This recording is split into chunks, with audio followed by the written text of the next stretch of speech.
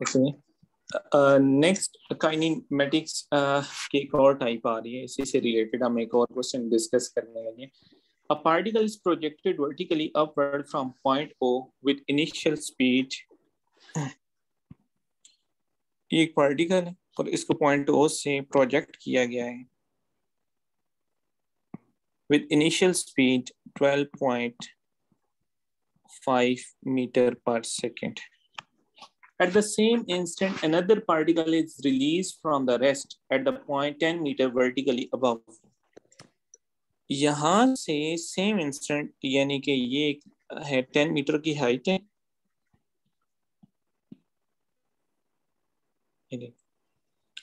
और एक और पार्टिकल जो था उसको यहाँ से रिलीज किया गया, ठीक है। ये जो टोटल हाइट है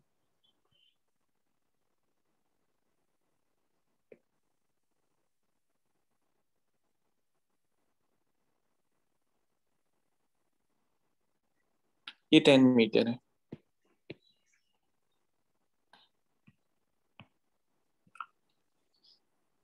Find the height above O at which the particles meet. देखो आपने एक पार्टिकल ऊपर से रिलीज किया गया, मतलब ये वाला, इस पार्टिकल को मैं P कह देता हूँ, इसको Q कह देता हूँ। यहाँ से ये ऊपर जा रहा है, वो नीचे आ रहा है, ठीक है। इसकी जो हाइट है, फॉर एग्जांपल ये ऊपर की तरफ जो डिस्टेंस ट्रेवल कर रहा है वो कितना है, SP। वो जो नीचे की तरफ डिस्टेंस ट्रेवल कर रहा है उसका डिस्टेंस मैं ले लेता हूँ कि वो SQ है, ठीक है। Displacement SQ। एक पॉइंट है ना जहां पे ये दोनों आपस में मीट करते हैं, सही। तो हमने क्या फाइंड करना है कि find the height above O at which the particles meet. वो हाइट फाइंड करनी है कि वो कितनी है, अर्थ से हाइट कितनी है वो वाली। तो ये बताएं कि SP और SQ के दरमियान क्या रिलेशन बनेगा। SP तो सेम रहेगा। SP और SQ के दरमियान देखो आप यहाँ इत्साम यहाँ पे शायद मैं बताता हूँ यहाँ, जी जी सर। SP जो है उसका डिस्प्लेसमेंट S होगा और SQ है उसका डिस्प्लेसमेंट 10 - S होगा। 10 - S होगा। यस वेरी गुड, शाबाश। ये भी ठीक है कि अगर इसका डिस्प्लेसमेंट हम S ले लें, यानी यहाँ पे मीट करते हैं S पे, ये S है, तो ये वाला जो डिस्प्लेसमेंट है वो 10 - S हो जाएगा। एक्सीलेंट, शाबाश, बिल्कुल ठीक आप बता दें। या एक और जो है वो हम क्या हो सकता है कि जो टोटल डिस्प्लेसमेंट है SP और SQ वो कितना होगा, 10 एग्जैक्टली। 10। मतलब दोनों सेम इक्वेशन है, ठीक है, ये सेम है। मतलब आप यहाँ से SP निकालें ना तो वो SQ उधर जाके माइनस, या SQ निकालें तो SP जाके माइनस, ठीक है। तो अब देखें डिस्प्लेसमेंट हम कैसे इनको सॉल्व कैसे करेंगे। P की इनिशियल वेलोसिटी P को अगर हम लें, ये है 12.5 मीटर पर सेकेंड, और फिर क्या है A जो है वो है -10 मीटर पर सेकेंड स्क्वायर, और इसके अलावा SU है, A है -10, और SP हाँ हमने फाइंड करना है वो कितना होगा, ठीक। और देखें टाइम क्या होगा दोनों के लिए, जिस यानी सेम इंस्टेंट पे रिलीज किए गए हैं ना, यानी जब ये टाइम सेम ऊपर होगा। टाइम सेम होगा, T सेकंड ही रहेगा, ठीक है, T सेकंड ही रहेगा। तो दोनों के लिए अब इसमें SP किसके इक्वल आ जाएगा, इक्वेशन क्या बन जाएगी, UT, फिर दोबारा वही इक्वेशन जो अभी हम यूज करते आ रहे हैं, 12.5T plus 1/2 1/2 10 into T square. तो ये कितनी आ जाएगी, 12.5T -10 होगा। हाँ -10 5T स्क्वायर। अब जरा Q को कंसिडर करते हैं। इनिशियल स्पीड कितनी है U, वो 0 रिलीज किया गया ना 0, क्योंकि वो रिलीज जब भी किया जाए तो U 0 होगी। A क्या होगा, 10, क्यों, वो क्योंकि नीचे की वो तरफ आ रहा है तो स्पीड उसकी इंक्रीज होती जा रही है। और SQ कितना होगा, SQ क्या होगा, SQ is equal to 0T plus 1/2 10T square.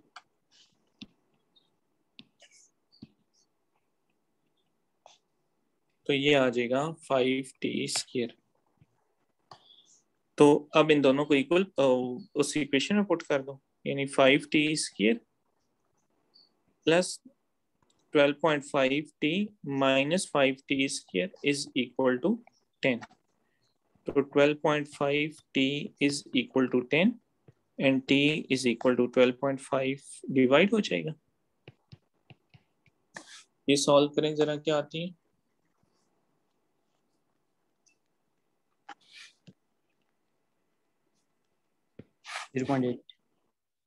0.8 second. अब हमने अर्थ से वो हाइट फाइंड करनी है, ठीक है। तो कौन सी हाइट फाइंड करनी है? एस पी, यानी कि अर्थ से हाइट फाइंड करनी है ना, तो इसका डिस्प्लेसमेंट आप फाइंड कर लो। एस क्यू अगर फाइंड करोगे तो वो 10 में से माइनस करना पड़ेगा। तो जो, ठीक है, एस पी क्या आएगा उसमें? टी 0.8 पुट कर दो, 12.5 इंटू 0.8 माइनस 5 इंटू 0.8 का स्केयर। तो कैलकुलेट इट, कितना आता है?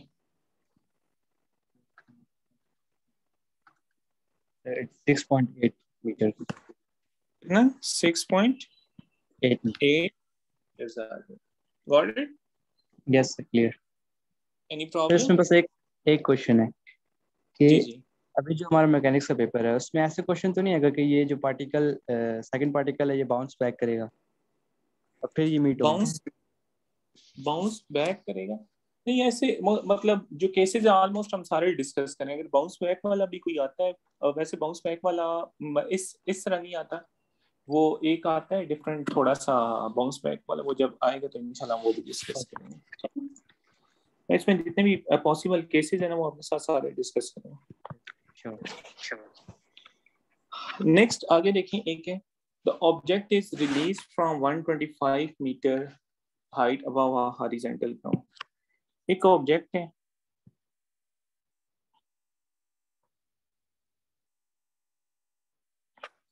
ये हाइट है 125 मीटर और यहां से इसको रिलीज किया गया, ठीक है। और ये ग्राउंड है, ठीक है, 125 मीटर से ground and falls freely under gravity, hitting a moving target P. The target P is moving on the ground in a straight line with constant acceleration 0.8 metre पर सेकंड स्क्वायर। एक moving target है, उसको इसने hit किया है। मतलब moving target let's suppose जहां पे था उसकी ना स्टार्ट होने से पहले जब पी को थ्रो नहीं किया गया था, ये मूविंग टारगेट है, ये इस तरफ मूव कर रहा है। a is equal to 0.8 metre, यानी इसकी वेलोसिटी इंक्रीज हो रही है हर सेकंड में 0.8 मीटर, ठीक। तो ये इसका एक्सेलरेशन है। At the instant the object is released, P passes through a point O with speed. जब इसको उसको रिलीज किया गया ना, उस वक्त ये जो पार्टिकल P था ये एक गुजर रहा था एक पॉइंट से, इसको हम O कह देते हैं, ठीक है, इनिशियल पोजीशन। और इस वक्त इसकी स्पीड जो थी वो 5 मीटर पर सेकेंड थी जब ये यहाँ से पास हो रहा था। Find the distance from O to the point where P is hit by the object. यहाँ से जब यहाँ पे इधर जा रहे हैं तो ऑब्वियसली ये जितना डिस्टेंस ट्रेवल करके यहाँ तक आएगा तो ये उसको हिट करेगा ना 125 का ट्रेवल करने के बाद। ये उस वक्त जैसे ड्रोन अटैक्स होते हैं, देखो ड्रोन हवा में उड़ा होता है ना वो, तो यहाँ पे आगे गाड़ी जा रही है कार, वो यहाँ से अपनी वो एम्स लेते हैं और अब ये भी मूविंग ऑब्जेक्ट है, ये आगे की तरफ मूव कर रहा होता है, लेकिन वो इतनी करेक्टली उसका लेते हैं कि ना कोई वो आगे वाली गाड़ी को हिट करता है ना पीछे, बिल्कुल एग्जैक्ट वो आगे जब ड्रोन सीधा हिट करता है तो गाड़ी इस पॉइंट पे पहुंच चुकी होती है, ठीक। तो ये नॉर्मल सा एक्सपेरिमेंट है। फॉर एग्जांपल आप अपने घर में छत पे चढ़े हुए हैं, ऊपर चढ़े हुए हैं, बाल आपके हाथ में और आप वैसे ही शुगर लगा रहे हैं कि फलां बंदा चलता हुआ आ रहा है, आप ऊपर से बाल फेंके, वो एग्जैक्ट जब बंदा यहाँ नीचे पहुंचेगा तो उसको बाल हिट करे, ठीक है। तो दिस इज द सीन। अब आपके पास जो डेटा गिवन है कि जब ये पॉइंट आप यहां से ना इसको थ्रो किया गया था उस वक्त ये पॉइंट पी से पास कर रहा था, तो उस मोमेंट इसकी स्पीड 5 मीटर पर सेकेंड थी और ये इंक्रीज हो रही है इस एक्सेलरेशन के साथ। अब देखें इन दोनों में क्या चीज सेम होगी। जो कॉमन होगी, क्या डिस्प्लेसमेंट सेम होगा कि ये 125 है तो ये भी 125 ही कवर करेंगे? तो एट द इंस्टेंट वो रिलीज हो रहे हैं तो फिर तो टाइम सेम होगा। एग्जैक्टली जो चीज इनमें सेम होगी वो क्या होगा? सेम। वो टाइम। इसको मैं पार्टिकल पी कह देता हूँ और इसको पार्टिकल क्यू कह देता हूँ। तो अब जो है उसके लिए पहले हम टी को क्यू को सॉल्व करते हैं। क्यू को क्या है कि वो कितना टाइम लेगा नीचे आने में। उसकी इनिशियल स्पीड है 12 पॉइंट कितना था, इनिशियल स्पीड 0 है ना, रिलीज किया गया। और डिस्प्लेसमेंट है 125, एक्सेलरेशन है 10 और टाइम आपने फाइंड करना है किसके लिए? क्यू के लिए। तो कौन सी इक्वेशन यूज करेंगे? S is equal to ut plus 1/2 at square. S कितना है 125, यहाँ पे हो जाएगा 0 क्योंकि u 0 है, प्लस 1/2 हो जाएगा 5t स्क्वायर। 5 तो t square is equal to 25 और t is equal to 5 second आ जाएगा। ठीक है, आगे समझ? Yes sir. अब यही 5 सेकेंड ये भी लेगा ना, तो इसका हमने डिस्प्लेसमेंट निकालना है। इसके लिए ये जो है u है, u कितना है इसका 5 मीटर पर सेकेंड और a है 0.8 और टाइम कितना है 5 सेकेंड। टाइम तो सेम होगा ना? यस। तो आपने क्या निकालना है? डिस्प्लेसमेंट।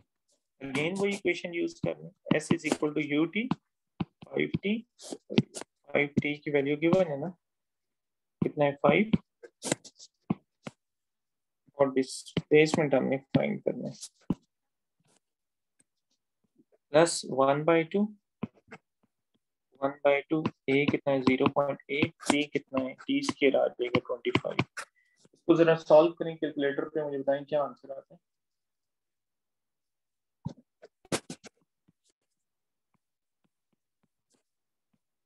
सर 35